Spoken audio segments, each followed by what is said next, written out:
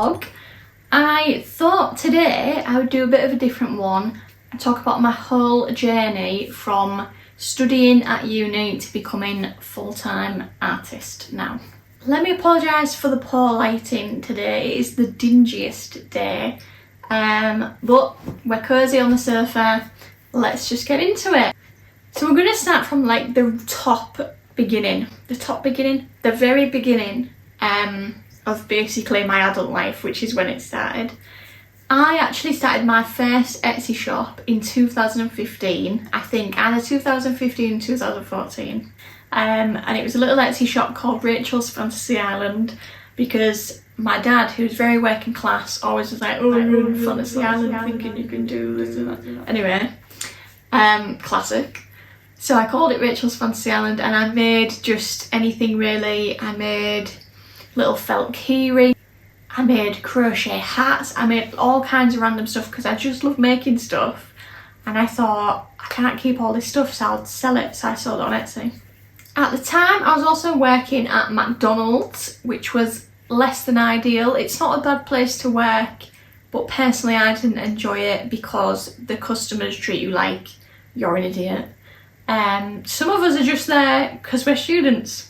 Be polite to fast food workers. Yes, I was working at McDonald's, and then at some point in 2016, my parents' friend's boss decided to open a coffee shop. So I got a job there. But he didn't know what he was doing at all because he was like an office guy. He ran some kind of office business and decided to open a cafe on a whim. So I was there all of 3 months in 2016. And I actually left there to go full-time, but not really because I was studying, to go full-time baking alongside studying. So get into that. So I did my first market in 2016 as Rachel's Fantasy Island, and we did a Comic-Con because a lot of the stuff I made was fandom themed, Harry Potter, Doctor Who, all that good nerdy stuff. And then in the September of 2015, I actually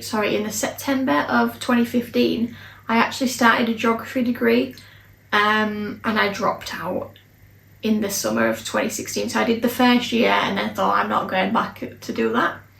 It's crap. It wasn't crap, it just wasn't for me. I really enjoyed geography at school and at sixth form, but at uni it was like a totally different thing, and I just didn't settle in. I never settled in. I didn't settle in with the people. So yeah, I dropped out. And then I started the textiles degree, which is what I actually finished eventually, in textiles at Hull. So yeah, part of that I was working at the cafe, and then part of it I was doing that degree and just making stuff to support myself. But it is worth mentioning, I stayed living at home. I was a very, very timid person at that time in my life.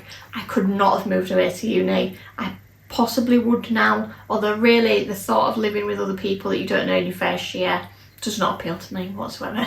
So that December, I stumbled across my first big money maker, which was making pencils shaped like wands. Basically I got hot glue around the end of the pencil. I used to buy 30 pencils for £1 at Poundland, hot glue the end of the pencil, do some like decorative hot glue, and then paint it all brown. It looked like a wand, it was pencil. I sold hundreds of those on Etsy that Christmas. Hundreds. It was like a sweatshop in my bedroom. I had a production line going. But that was my first real taste of success, which was really exciting. Anyway, so going into 2017, I was settling into my textiles degree. I had discovered Photoshop properly. I'd sort of dabbled with it before, but we were actually being taught how to use it now.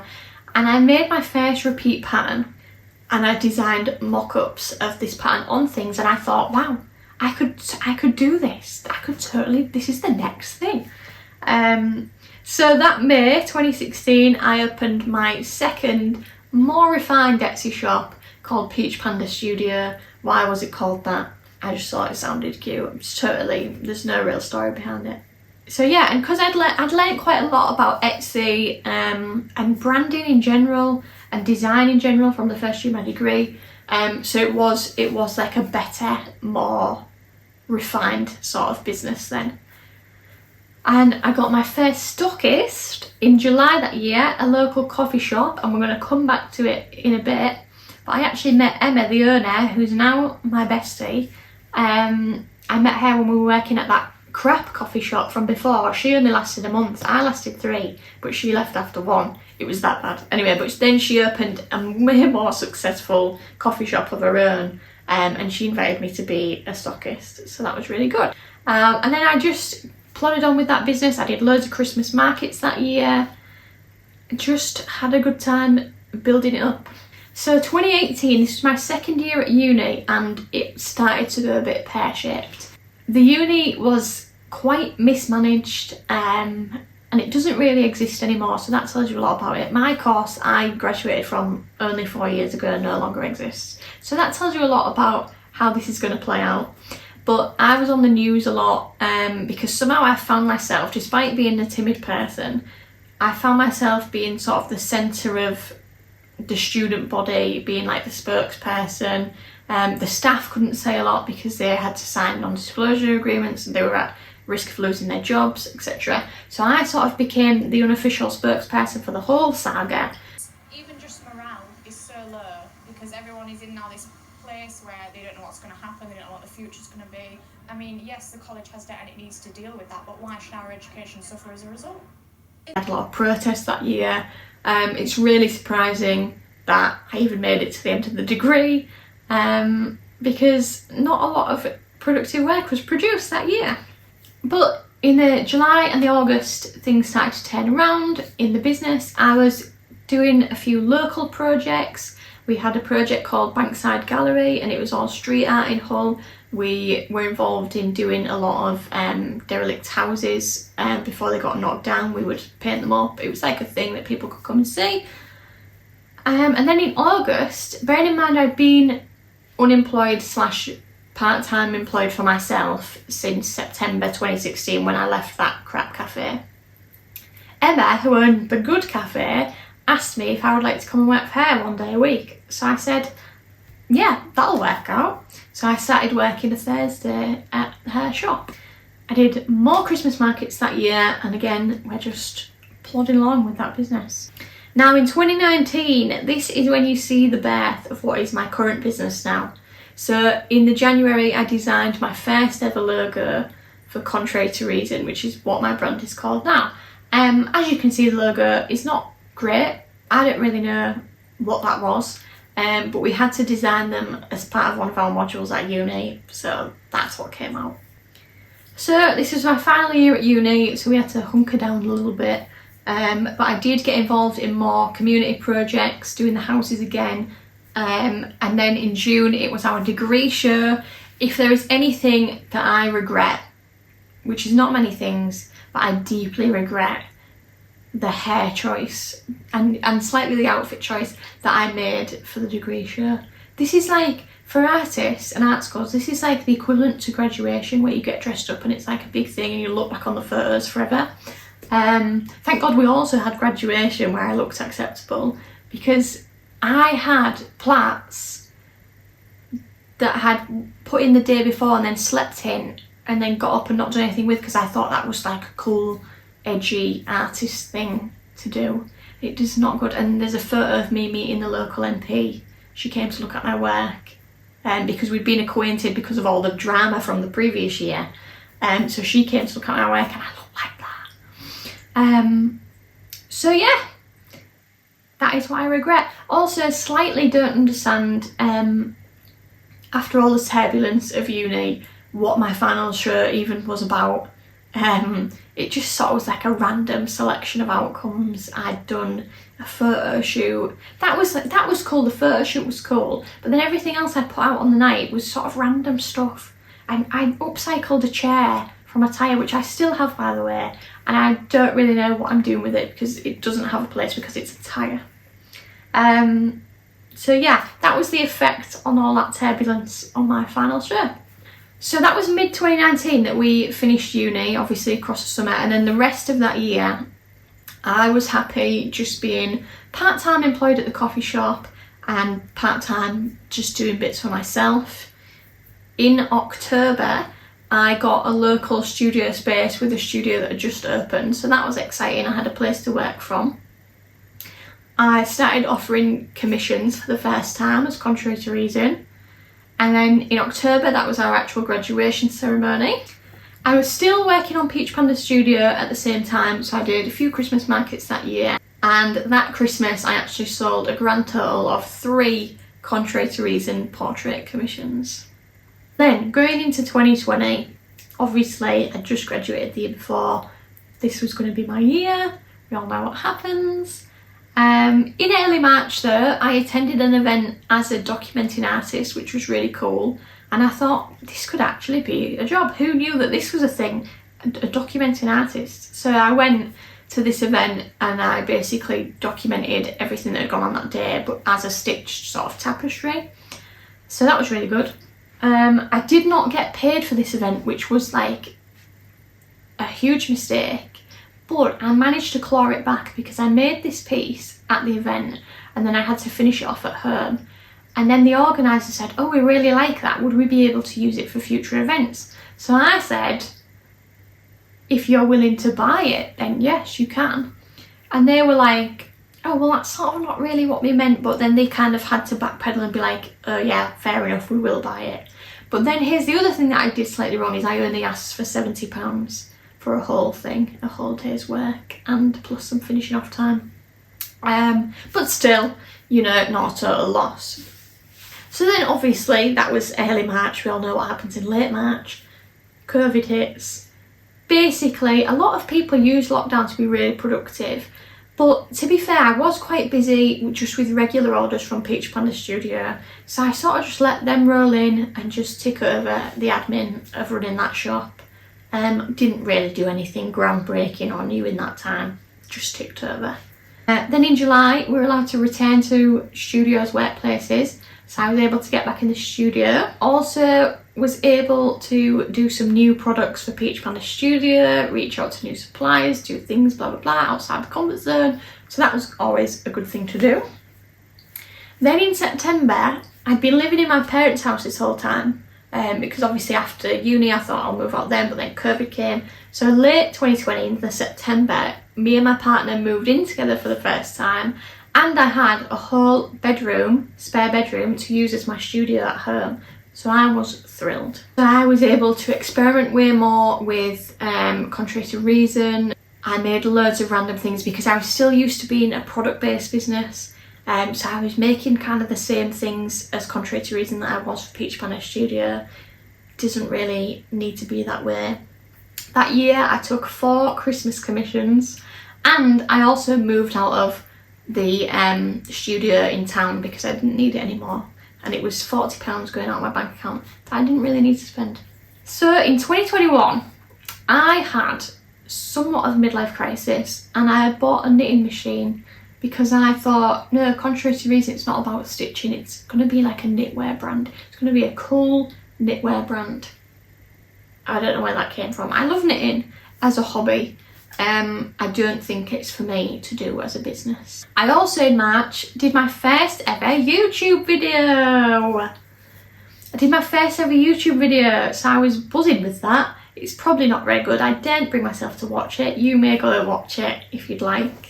But yeah, that was the start of my YouTube journey. In the April, I was still going on with Peach Panda Studio, but to be honest, at this point when I look back, I was starting to lose interest with it, and I was just sort of clinging onto it, trying to push new things. So I launched its own website. It had previously just been on Etsy at this point. I launched its own website. I already had a Contrary to Reason website. I can't remember when I launched this, but I'm guessing it was sometime just after finishing uni. But I didn't sell anything on there really. It was just sort of like a portfolio website. Anyway, so then I launched a Peach Panda website where I actually sold the products there. Now, at the end of April, we had a bit of a family crisis and we had major illness in the family. So I was just sort of plodding along throughout this time. Like I say, just ticking over, doing the usual stuff, but not really doing anything new or groundbreaking. Until September, I did a group exhibition with the people from the studio in town. I was no longer a member, but we decided to sort of be a collective of artists where we didn't all have studio spaces, but we were a group of textile artists and fashion designers nonetheless. So we did a group exhibition that September.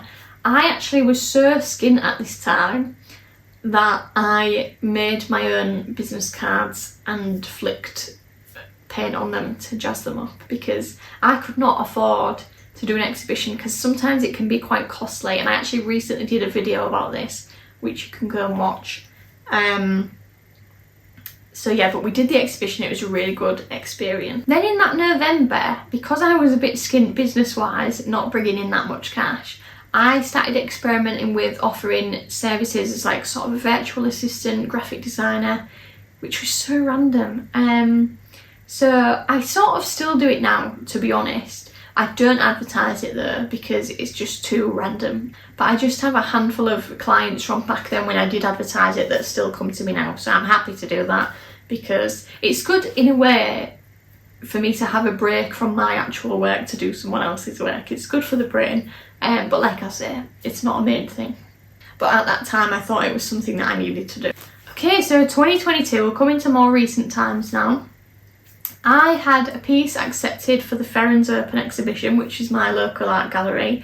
So that was exciting because it was my first. I've had work accepted there before, but this was my first work, like as Contrary to Reason, as the textile artist. Then in April, I started doing new experiments for York Fashion Week because we had actually got a place on the runway with our studio collective. So we were collaborating with each other a lot. And we actually made this shirt which went down the runway on a model, which was really nice. And in May, I finally decided Peach Panda Studio had run its course. It wasn't my thing anymore. It wasn't my aesthetic. I just wasn't that into it. So I decided to close it completely. It'd been exactly 5 years since I started it. So it was time. In the June, I was fresh on a Contrary to Reason high, like I was totally ready. Bearing in mind I'm still working part-time for my friend's coffee shop at this point. This whole time I've been doing that. So yeah, I was fresh, ready to just fully commit to Contrary to Reason and coffee shop life. So I started teaching for Feral Art School, which are a local art school. They do evening classes for adults. So I taught my first ever class for them. And we do this class, it's an 8-week class, we do it 3 times a year, so that keeps me nice and busy. And I'm actually teaching one tonight after I film this video. Then also, me and my partner bought our first ever house. The house we lived in before, that first one we moved in together, that was just renting. This one we bought, and it was in our dream location as well, so we were thrilled. And again, it has a room for my studio, although if you've been following a while, you'll know that the studio actually used to be in this room before we made it a living room. Now it's upstairs temporarily, and it's actually moving to another room downstairs once we've done our kitchen renovation. So this season now, the later half of 2022, was a lot of firsts for me. A lot of firsts for Contrary to Reason anyway. Because obviously I'd started teaching for the first time. I did my first market in the October. I'd done lots for Peach Panda Studio, not done any for Contrary to Reason, didn't know how it was going to go. In conclusion, it's difficult to sell art pieces at a market unless you're really in front of the right people, but I do really enjoy doing them. I don't do them a lot because you need to make sure you're in the front of the right people. But I really enjoy getting people's reactions, their thoughts, etc. I also did my first ever marbling workshop at the cafe that I worked at. On the poster, there's not even a real picture that I did, it's just a stock photo of marbling because I've not done any workshops and I was not organised enough to do some marbling and get it on the poster before I needed to advertise it. Yeah, that went really well. It sold out in like 2 days. Then on the 31st of December, the very last day of the year, I hit 100 YouTube subscribers. I couldn't believe it was the last day of the year. I was closing out 2022 to the day with 100 subscribers. I was thrilled. Now, it took me just under 2 years to get there because I actually started March 2021, but I was very sporadic with posting at that time. I would get in a routine and then it would go out the window for several months. So I was relatively happy with that. So now we're into 2023. I'm not going to go into loads of detail here, but I am going to cover the key points. At the end of this year, I'll do a whole video of everything that happened this year, total rundown. But the main points are, I started selling marbling kits.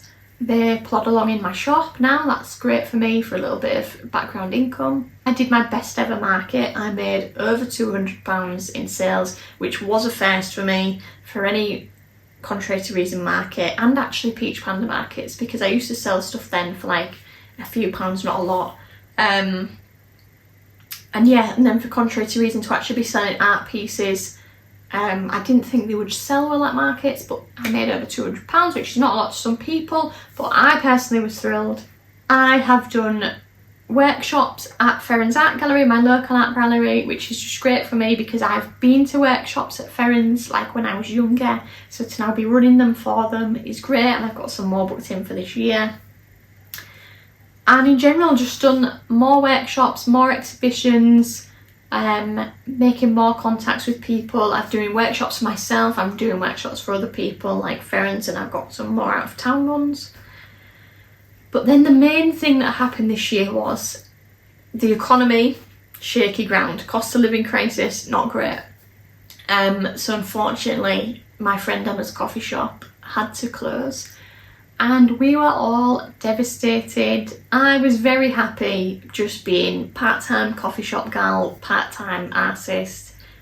But to be honest, it's sort of good that it happened, because I don't think I would have made the leap to full-time without it happening. But now that I am full-time, and I have been since June this year, it's actually going alright. It's actually going alright because now I have the time to focus on it, and I just have to make it happen because I rely on it now. So yeah, that is the very long-winded story of how I got to this point. So we went from working in McDonald's to my first Etsy shop, my second Etsy shop, doing a degree, and then working it all out since then. And it's been quite the journey, but every single thing that I've mentioned is important to getting to this stage, and I hope that this shows that it does not happen overnight. This has been, when did I first start? 2015 was the first date that I mentioned, so that's 8 years since we've been on this journey really. And it's actually been 4 years even since I graduated uni, so it's a crazy amount of time. 1 year sort of a write-off, but still a crazy amount of time. So I hope you enjoyed this video. Let me know if you did. Let me know what your journey's been like. I know probably a lot of them will be similar, part-time jobs, etc. Let me know if there's any videos you'd like to see from me, any more of my journey or anything like that, and I'll try and get them made for you. But thanks for watching. I'll see you in the next one.